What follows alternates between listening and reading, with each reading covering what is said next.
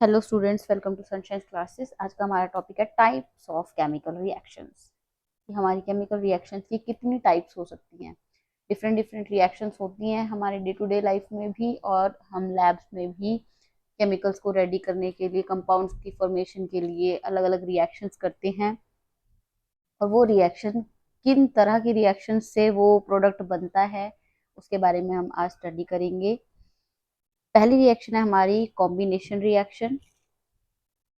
Combination reaction कैसी reaction होगी, नाम से ही पता चलता है, कंबाइन करके। आपको रिएक्शन में हमने ये चीजें पढ़ाई थी कि जो रिएक्शन में स्टार्टिंग में यूज होने वाली चीजें होती हैं, स्टार्टिंग में यूज होने वाले कंपाउंड्स होते हैं, वो क्या होते हैं, रिएक्टेंट्स होते हैं। वो मिलकर क्या बनाते हैं, कोई प्रोडक्ट बनाते हैं, राइट। तो रिएक्शन तो हमें पता थी। अब कॉम्बिनेशन रिएक्शन क्या होगी, जहां पर दो रिएक्टेंट्स कंबाइन करके एक नया प्रोडक्ट रेडी करेंगे, राइट। इसको हम एक बार राइट करके देख लेते हैं। यस, रिएक्शन क्या थी हमारी, क्विक लाइम से स्लेक लाइम बनाने की। ठीक है, क्विक लाइम आपने अपनी डेली लाइफ में देखा होगा। इसे कैल्शियम ऑक्साइड भी कहते हैं। Calcium oxide, CaO। Calcium oxide को आपने देखा होगा, व्हाइट कलर का पाउडर होता है चूने का। ठीक है, इस क्विक लाइम को कैल्शियम ऑक्साइड भी बोल रहे हैं। और इसमें रिएक्शन करने के लिए आप क्या करते होते हो, वाटर ऐड करते हो घर में। जब आपके घर में पुट्टी होती है, वाइट वॉश करने के टाइम पे क्या होता है, कैल्शियम ऑक्साइड को हम वाटर में मिक्स करते हैं, और उस दौरान काफी ज्यादा हीट भी बाहर निकलती है, गर्म हो जाता है वो, नोटिस किया होगा तो। और क्या फॉर्म फॉर्म हो जाता है, कैल्शियम हाइड्रोक्साइड फॉर्म हो जाता है। और साथ में मैंने भी बताया आपको कि हीट निकलती है, राइट। तो यहाँ पर क्या हुआ है, दो रिएक्टेंट्स मिलकर एक नया प्रोडक्ट बना रहे हैं। दो रिएक्टेंट्स कंबाइन करके एक न्यू प्रोडक्ट बना रहे हैं, फॉर्मेशन कर रहे हैं। और ऐसे रिएक्शंस को हम क्या बोलेंगे, कॉम्बिनेशन रिएक्शन बोलेंगे, राइट। अब यहाँ पे बैलेंसिंग आपने पहले ही पढ़ाई मैंने, क्या होगी, कैल्शियम एक है, प्रोडक्ट साइड पे भी देख लो, कैल्शियम एक है। हाइड्रोजन कितने हैं, दो है, प्रोडक्ट साइड पे भी दो हैं। ऑक्सीजन कितने हैं, दो हैं। अगर ये बैलेंस हुई पड़ी है तो हमें इसको बैलेंस करने की कोई नीड नहीं होगी। और अनलेस ये बैलेंस नहीं होती तो हमें क्या करना पड़ता है, इसमें कंपाउंड की अमाउंट चेंज कर कर इनको बैलेंस करना पड़ता है, राइट। तो कॉम्बिनेशन रिएक्शन की आप डेफिनेशन इजीली लिख सकते हो, the reaction in which two और मोर देन टू कंपाउंड्स और reactants combine to form a product. Okay, this kind of reaction is known as combination reaction. Then next है हमारी combination reaction का। आपने example तो देख ही लिया है। उसके बाद आप इसमें एक और चीज देख सकते हैं कि जब क्विकलाइम बना, क्विकलाइम से हमने स्लेगलाइम बनाया, दैट इज कैल्शियम हाइड्रोक्साइड बनाया, उसे हम अपने वॉल्स पे व्हाइट वॉश करने के लिए यूज कर लेते हैं। आफ्टर व्हाइट वॉशिंग क्या होता है, थोड़े टाइम बाद, क्योंकि हमारे एटमोस्फेयर में कार्बन डाइऑक्साइड भी बहुत ज्यादा है, तो ये मिलकर एक नया कंपाउंड बनाते हैं। क्या बनाते हैं, कैल्शियम कार्बोनेट। और साथ में वाटर ड्रॉपलेट्स बाहर निकल जाती हैं। आपने नोटिस किया होगा कि जब वो गीला गीला व्हाइट वॉश यूज करा जाता है, थोड़ा टाइम बाद वो व्हाइट कलर के एग्जैक्ट कलर में आता है, राइट। तो इस वजह, ये यहाँ पर फॉर्मेशन क्या हुई होगी, कैल्शियम कार्बोनेट की फॉर्मेशन हो चुकी होगी। मतलब वो ड्राइड जो क्विक लाइम था, स्लेग लाइम था, वो क्या है, कैल्शियम कार्बोनेट है। ओके, और उसके ऊपर छोटी छोटी वाटर ड्रॉपलेट्स जो है वो बाहर निकलकर ड्राई आउट होती है। तो इसका मतलब ये रिएक्शन किस तरह की रिएक्शन आपको लग रही है, ये भी तो एक तरह की कॉम्बिनेशन रिएक्शन है, जहां पर दो चीजें कंबाइन कर कर एक नया कंपाउंड बना रही हैं। देखें, CaOH2 calcium hydroxide carbon dioxide से रिएक्ट कर रहा है, तो आप देख सकते हैं CaCO, और एक और यहाँ से O जाकर क्या बन रहे हैं, कैल्शियम कार्बोनेट CaCO3। और साथ में आपको दिख ही रहा होगा H2O इजिली निकल जाएगा। ये भी बैलेंस है रिएक्शन, तो हमें से बैलेंस करने की नीड नहीं होगी। देन हमारे पास है कार्बन डाइऑक्साइड बनाने की रिएक्शन, बर्निंग ऑफ कोल। कोई कोयला जल रहा है, कोयले में क्या होता है, कार्बन होती है। और कार्बन को जलने के लिए आपको क्या पता है कि ऑक्सीजन की नीड होती है, तो कार्बन और ऑक्सीजन ऐड होंगे तो क्या बना देंगे, कार्बन डाइऑक्साइड। ठीक है, तो स्मोक में तो ऑलमोस्ट आपको भी पता है क्या होती है, सबसे ज्यादा मात्रा में कार्बन डाइऑक्साइड होती है, राइट। देन है हमारे पास formation of water from hydrogen and oxygen. आप हाइड्रोजन और ऑक्सीजन से मिलकर पानी बनता है, H2O, वो बना देंगे। और यहाँ पे आपको पता है कि ऑक्सीजन सिंगल था, तो इधर दो थे, तो हमें क्या करना पड़ेगा, अमाउंट इंक्रीज करनी पड़ेगी प्रोडक्ट की। जब इसे इंक्रीज करा तो आपके पास हाइड्रोजन भी 4 हो चुके हैं, 2 2 4, देन आपको यहाँ पे भी इसकी अमाउंट इंक्रीज करनी पड़ेगी, राइट। देन आपके पास दो तरह की रिएक्शंस और आ रही हैं, ये भी एक क्या है, एक्सोथर्मिक रिएक्शन और एंडोथर्मिक रिएक्शंस हैं, जहां पर हम इसे भी एक तरह के कॉम्बिनेशन रिएक्शन बोलते हैं। क्यों? क्योंकि यहाँ पे क्या दिखाया है, बर्निंग ऑफ नेचुरल गैस दिखाया है। नेचुरल गैस आपको पता होगी बेटे क्या होता है, जो हमारा बायोगैस होता है, बायोगैस कहाँ से बनता होता है, हमारा जितना ऑर्गेनिक मैटर सड़ता है तो क्या निकलता है, मीथेन नाम की एक गैस निकलती है। कभी सुना होगा कि पुराने जमाने में जो बायोगैसेस प्लांट घर में बनाए होते थे, तो वहां पे क्या होता था, काऊ डंग रखा होता था और धीरे धीरे वो काऊ डंग जब सड़ता था, स्पॉइल ऑफ होता था, तो उसमें से एक गैस रिलीज होती थी जिसको क्या कहते हैं, मीथेन गैस, CH4, राइट। अब ये जो मीथेन गैस है, ये हमारे एटमॉस्फेयर में ऑक्सीजन प्रेजेंट थी, उसके कॉम्बिनेशन में आते ही, उसके कांटेक्ट में आते ही क्या रिलीज करेगी, C दिख रहा है, O दिख रहा है, तो आप कौन सी गैस इजीली निकाल सकते हो, कार्बन डाइऑक्साइड निकाल सकते हो। H दिख रहा है, O दिख रहा है, तो क्या निकाल सकते हो, वाटर निकाल सकते हो। रिएक्शन बनाना इजीली आना चाहिए आपको। जब कंपाउंड्स दिखें आप देख सकते हो इनसे जो ज्यादा बेटर मैच बन रहा हो वो आप बनाकर रिएक्शन को कंप्लीट कर सकते हैं, ठीक है। और वैसे भी बेसिकली ये रिएक्शन यही है कि मीथेन और ऑक्सीजन मिलेंगे तो कार्बन डाइऑक्साइड और वाटर रिलीज होगा। अब इस रिएक्शन के अंदर इसे हमने कॉम्बिनेशन रिएक्शन तो बोला ही बोला, क्यों, क्योंकि कार्बन और ऑक्सीजन कंबाइन हुए, हाइड्रोजन और ऑक्सीजन कंबाइन होकर नए प्रोडक्ट्स बने, राइट।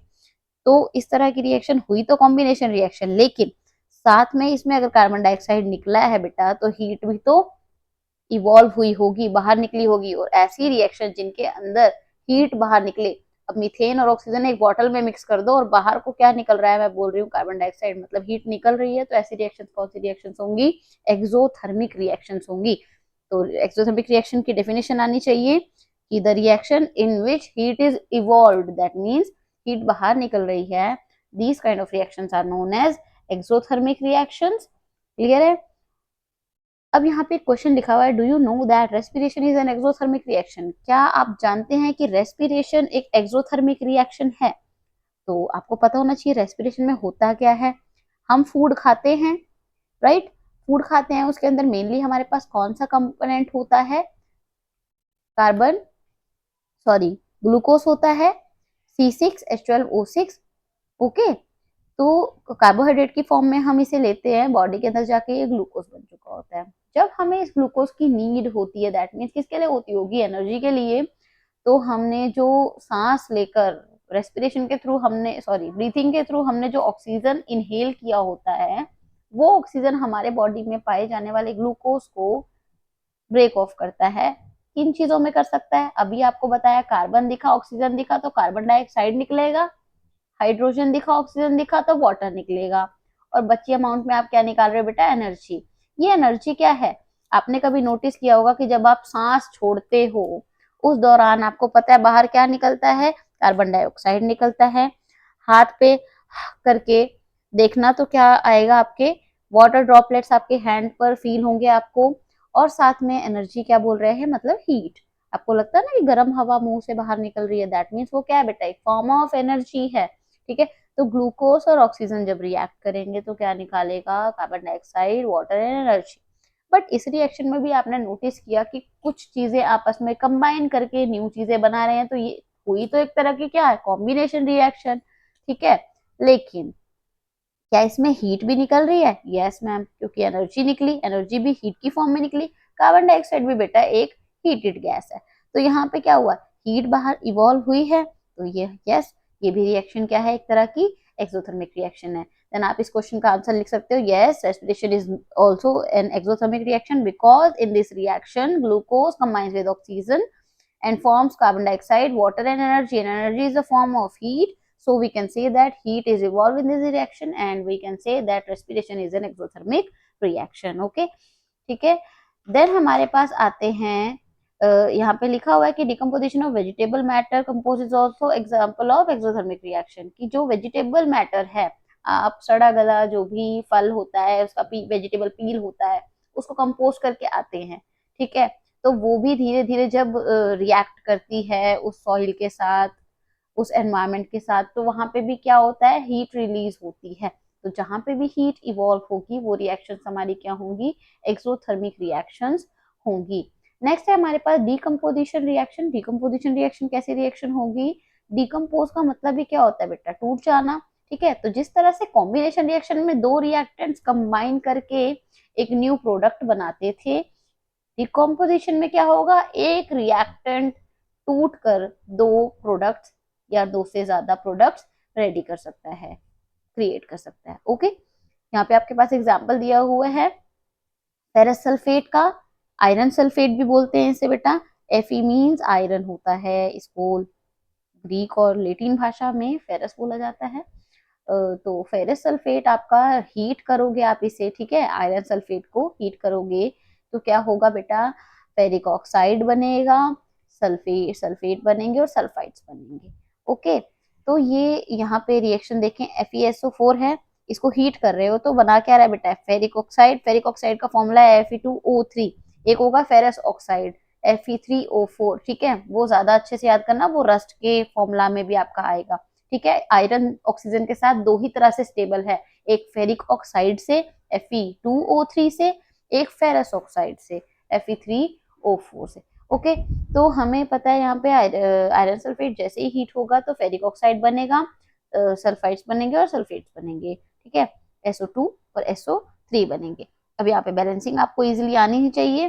ठीक है, SO3 और SO2 टोटल कितने हो गए, नोटिस करना, S हमारे पास दो ही हैं, ऑक्सीजन हमारे पास 3 4 5 6 7 8 है, तो फोर्थ था इधर ऑक्सीजन, तो हमें 8 करने के लिए 2 लगाना पड़ा। आयरन हमारे पास इधर 2 थे तो ये बैलेंस हो चुका है रिएक्शन। ओके, बैलेंसिंग आपको आनी चाहिए। देन डिकम्पोजिशन रिएक्शन की एक और रिएक्शन है जहाँ पे कैल्शियम कार्बोनेट जो है अगर हीट कर दो तो वो किस में निकल जाएगा, वापस से वो क्विकलाइम बन जाएगा। ये रिएक्शन आप देखें अभी पढ़कर आए थे कहाँ पर, कॉम्बिनेशन रिएक्शन में। मतलब कॉम्बिनेशन रिएक्शन में आपने कैल्शियम ऑक्साइड से पहले कैल्शियम हाइड्रोक्साइड बनाया, फिर वो कैल्शियम हाइड्रोक्साइड कार्बन डाइऑक्साइड से रिएक्ट करके कैल्शियम कार्बोनेट बनाता था। इसी रिएक्शन को अगर हम हीट कर दे तो वापस से क्विकलाइम हमारे को आ जाएगा और साथ में कार्बन डाइऑक्साइड रिलीज हो जाएगी, CaO अलग निकल जाएगा और कार्बन डाइऑक्साइड अलग रिलीज हो जाएगी। तो यहाँ पर एक रिएक्टेंट ब्रेक डाउन होके दो कंपाउंड्स सॉरी दो प्रोडक्ट्स रिएक्ट बना रहा है, तो ऐसी रिएक्शंस कौन सी रिएक्शंस होंगी, डिकम्पोजिशन रिएक्शन होगी। देन आपके पास एक और रिएक्शन है लेड नाइट्रेट की। ठीक है, लेड आपके पास PbNO3 है और नाइट्रेट आपके पास जो लेड का मॉलिक्यूलर फॉर्मूला होता है बेटा वो +2 होता है और नाइट्रेट का होता है -1। तो ये रिएक्ट करके देखिए कैसे बनाया है हमने ये। ठीक है, PbNO3 2 कैसे बना, क्योंकि Pb का मॉलिक्यूलर सॉरी वैलेंस इलेक्ट्रॉन्स वही होंगे हमारे पास -2 और जो सॉरी +2 होंगे और NO3 हमारा होता है -1। तो बेटा ये क्या बनेगा, PbNO3 की 2 ही बनेगा। जिनको कंफ्यूजन थी इसके स्ट्रक्चर में वो मैंने आपको बता दिया है कि कैसे बना हुआ है ये PbNO3 की 2। एंड इसको हीट करेंगे तो क्या निकलेगा हमारा, लेड ऑक्साइड निकलेगा, नाइट्रोजन ऑक्साइड निकलेगा और ऑक्सीजन निकलेगा। ओके, ठीक है, तो लेड ऑक्साइड PbO बन जाएगा बेटे। क्यों बना PbO, क्योंकि Pb है +2 और ऑक्सीजन है -2, तो दोनों कैंसिल हो गए, PbO बना। ओके, NO2 कैसे बना, ये तो आपको पता ही है, नाइट्रोजन ऑक्साइड है और नाइट्रोजन ऑक्साइड सिंपली क्या है, -1 और +2 करके आपका ये रिएक्ट बना है ये रिएक्शन। ओके, उसके बाद आपके पास ऑक्सीजन आपको पता ही है O2 होता है और ये रिएक्शन आपकी हो जाएगी। बैलेंसिंग आपको करनी आनी चाहिए, देख लेंगे। यहाँ पे हमारे पास PbO सिंगल था लेकिन ऑक्सीजन देखे कितने थे, 2 और 2 4 थे और इस साइड 4 और 5 थे और इधर हमारे पास कितने थे, 3 और ×2। ये ऑलरेडी हमारे पास यहाँ पे लेड जो था 2 करना था हमें और नाइट्रोजन ऑक्साइड हमारे पास यहाँ पे 4 थे, तो हमें इसको बैलेंस करने के लिए आगे 2 लगाना पड़ा। बैलेंसिंग आपको करनी होगी।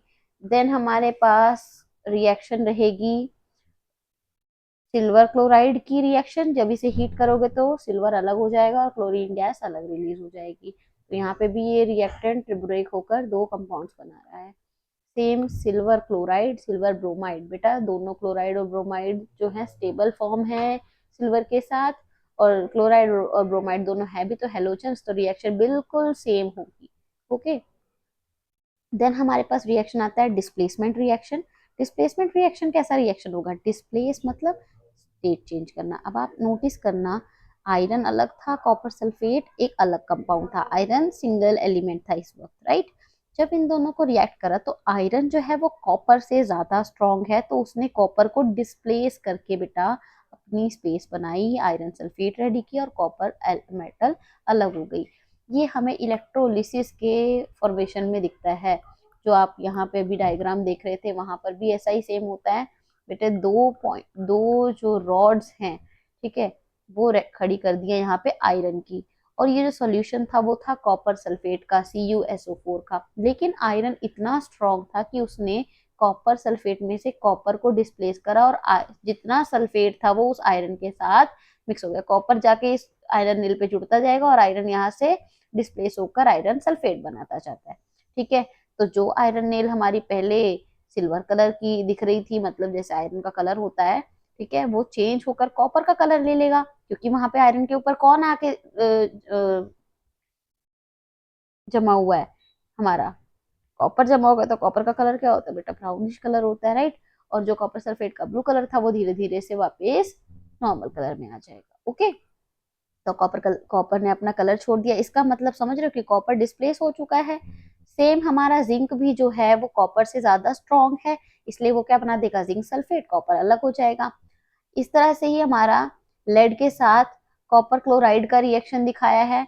तो आपको पता होना चाहिए लेड भी कॉपर से ज्यादा स्ट्रॉन्गेस्ट मेटल थी, तो उसने भी कॉपर को डिस्प्लेस करा और लेड क्लोराइड बनाया, साथ में कॉपर मेटल अलग हो गई। डबल डिस्प्लेसमेंट में क्या होगा? दोनों ही कंपाउंड्स आपस में एक दूसरे को डिस्प्लेस करेंगे। जैसे कि ये रिएक्शन है सोडियम सल्फेट और बेरियम क्लोराइड की, तो सोडियम ने क्लोरीन के साथ रिएक्शन करके अपना सोडियम क्लोराइड बना दिया, और बेरियम ने सल्फेट के साथ रिएक्शन करके बेरियम सल्फेट बना दिया, ठीक है। तो ये रिएक्शन बहुत ज्यादा इजी लगी होगी आपको, डिस्प्लेसमेंट से भी ज्यादा। डिस्प्लेसमेंट में आपको याद रखना पड़ेगा कि कुछ ही मेटल्स ऐसे हैं जो स्ट्रॉन्ग हैं, जैसे कि आयरन जो है कॉपर से स्ट्रॉन्गेस्ट था, तो उसने आयरन सल्फेट बना दिया। लेकिन क्या ये कॉपर वापस से आयरन सल्फेट को डिस्प्लेस करके कॉपर सल्फेट बना सकता है? नहीं बना सकता। रीजन, ये ज्यादा रिएक्टिव नहीं है आयरन के कंपैरिजन में। जो स्ट्रांगली रिएक्टिव मेटल होता है वो ही लेस रिएक्टिव मेटल को डिस्प्लेस करके एक नया कंपाउंड फॉर्म कर पाता है। ओके, ठीक है। देन आपके पास है ऑक्सीडेशन और रिडक्शन की रिएक्शंस। ऑक्सीडेशन की रिएक्शन में आपको याद रखना पड़ेगा बेटे कि गेन ऑफ ऑक्सीजन, ऑक्सीजन का ऐड होना, ठीक है, और हाइड्रोजन का लूज हो जाना क्या होगा? ऑक्सीडेशन होगा। और रिडक्शन क्या होगा? गेन ऑफ हाइड्रोजन और लॉस ऑफ ऑक्सीजन। मतलब गेन ऑफ ऑक्सीजन का मतलब क्या? ऑक्सीजन ऐड होना। ओके, अब इस रिएक्शन में ऑक्सीजन ऐड हो रही है, तो क्या इस रिएक्शन को हम ऑक्सीडेशन कह सकते हैं? यस, बिल्कुल कह सकते हो। तो कॉपर ऑक्सीजन से रिएक्ट करके कॉपर ऑक्साइड बना रहा है, क्यूप्रस ऑक्साइड भी कहते हैं इसे। तो कॉपर ऑक्साइड बना, तो इस रिएक्शन में हम इसे कह सकते हैं कि एक ऑक्सीडेशन रिएक्शन है। वेयर एज कॉपर ऑक्साइड में हाइड्रोजन का ऐड होना और ऑक्सीजन का निकल जाना भी तो क्या है? ऑक्सीडेशन ही तो है। सॉरी, हाइड्रोजन का ऐड होना और ऑक्सीजन का निकल जाना क्या हो जाएगा? हमारा रिडक्शन हो जाएगा। तो ये सेम, ये कंबाइंड रिएक्शन दिखाई हुई है जहाँ पे क्यूप्रस ऑक्साइड और हाइड्रोजन का रिएक्शन हुआ है। तो आप नोटिस करेंगे बेटे कि ये कॉपर और कॉपर अलग हो गया है, मतलब कॉपर से ऑक्सीजन हट गया। तो जहां ऑक्सीजन हटा, रिमूवल ऑफ ऑक्सीजन क्या हो जाएगा बेटा? रिडक्शन। और यहाँ हाइड्रोजन को ऑक्सीजन मिला है तो वहां क्या हो जाएगा? ऑक्सीडेशन। और ऐसे रिएक्शन जहाँ पे ऑक्सीडेशन और रिडक्शन एक साथ होते हैं, वो रिएक्शन कैसी रिएक्शन होती है? रीडॉक्स रिएक्शन, मतलब रिडक्शन और ऑक्सीडेशन साथ हो रहा है, ठीक है। जिंक ऑक्साइड और कार्बन का रिएक्शन करा हुआ है, जिंक और CO बना है, कार्बन मोनोऑक्साइड। तो यहाँ पे जिंक अलग हो गया, इससे ऑक्सीजन हट गया, दैट मीन्स यहाँ से लेकर यहाँ तक क्या हुआ? रिडक्शन। इस कार्बन में ऑक्सीजन ऐड हुआ है तो यहाँ क्या हुआ है? ऑक्सीडेशन हुआ है। सेम हमारा रिएक्शन है मैग्नीज ऑक्साइड के साथ, ठीक है। मैंगनीज ऑक्साइड में आप नोटिस करेंगे मैंगनीज ऑक्साइड में से ऑक्सीजन हटा, तो जहां ऑक्सीजन हटा वो रिएक्शन वहां पे क्या हो गया? रिडक्शन। और जहां हाइड्रोजन के पास ऑक्सीजन ऐड हुआ है वहां पे क्या हो गया है? ऑक्सीडेशन रिएक्शन हुआ है। ठीक है, तो इस तरह की रिडॉक्स रिएक्शंस भी आपसे पूछी जा सकती हैं। देन आपका चैप्टर का टॉपिक रहता है लास्ट, कोरोजन और रेंसिडिटी। कोरोजन क्या होगा, जब आपने नोटिस किया होगा कि किसी भी तरह की मेटल्स के ऊपर उनका मेटल का कलर चेंज हो जाना, टार्निश हो जाना, कभी आपने देखा हो सिल्वर, आयरन, ठीक है, कॉपर, इन मेटल्स के का कलर जो चेंज हो जाता है, इसे ही हम क्या कहते हैं, कोरोजन। अब कोरोजन क्या है, मेटल का खराब हो जाना, उसके ऊपर किसी अलग मेटल की कोटिंग जमा हो जाना। ठीक है, ब्लैक कोटिंग ऑन सिल्वर और green coating on copper are other examples of corrosion. ठीक है, और हम ये भी कह सकते हैं कि वो मेटल क्या हो चुका है, कोरोड हो चुका है, राइट। देन आपके पास आता है बेटे रेंसिडिटी। रेंसिडिटी क्या होगी, कोरोजन का आपको ये भी याद रखना पड़ेगा कि आयरन की रिएक्शन जो होती है हमारी डेली वाटर से, आपने कभी लोहे की बाल्टी धूप में रख दी हो तो लोहे की बाल्टी क्या होगी, आयरन Fe होगी, और वहां पे उसके साथ बार बार उसके ऊपर पानी का मॉइस्चर पड़ता रहेगा, वाटर पड़ता रहेगा, ऑक्सीजन पड़ता रहेगा, तो अल्टीमेटली वो क्या कंपाउंड बना देगा, आयरन ऑक्साइड। मैंने आपको बताया था फेरस ऑक्साइड Fe3O4 बना देता है। ठीक है, वही क्या होता है, कोरोड आयरन होती है, जिसके ऊपर क्या ब्राउन ब्राउन सी लेयर जमा हो जाती है। ओके, देन आपके पास लास्ट चैप्टर का लास्ट टॉपिक है रेंसिडिटी। रेंसिडिटी क्या होगी, फूड मटेरियल्स का खराब हो जाना। कभी आपने नोटिस किया होगा पैक्ड फूड मटेरियल्स कैसे आते हैं, हमेशा नाइट्रोजन गैस फिल करके दिए जाते हैं। अब ये नाइट्रोजन गैस किस लिए फिल करी जाती है, क्योंकि वो एक तरह की क्या है बेटा, एंटीऑक्सीडेंट है, जो कि क्या करेगा, ऑक्सीडेशन, फूड का जैसे ही ऑक्सीडेशन हो जाता है फूड खराब हो जाता है। ठीक है, तो जो हमारे चिप्स कुरकुरे हैं, अगर ये हमारे को बिना नाइट्रोजन गैस फिल करे दिए जाएंगे तो ये जल्दी से ऑक्सीडाइज होंगे, और जल्दी से ऑक्सीडाइज होने की वजह से क्या हो जाएंगे, ये स्पॉइल हो जाएंगे, और हम खराब खाना ही खा पाएंगे फिर, राइट। तो वो खराब फूड आइटम खाने से बेटर होगा कि हम उसमें क्या करें, कुछ टाइप के एंटीऑक्सीडेंट्स डाल दें। ठीक है, तो नाइट्रोजन गैस जो है हमारे पैक्ड फूड मटेरियल्स में मोस्टली पाया जाता है to prevent oxidation. Okay, then यहाँ से हमारा चैप्टर जो है वो एंड होता है, और जो इनके क्वेश्चंस हैं वो हम नेक्स्ट वीडियो में रिवाइज करेंगे। Thank you.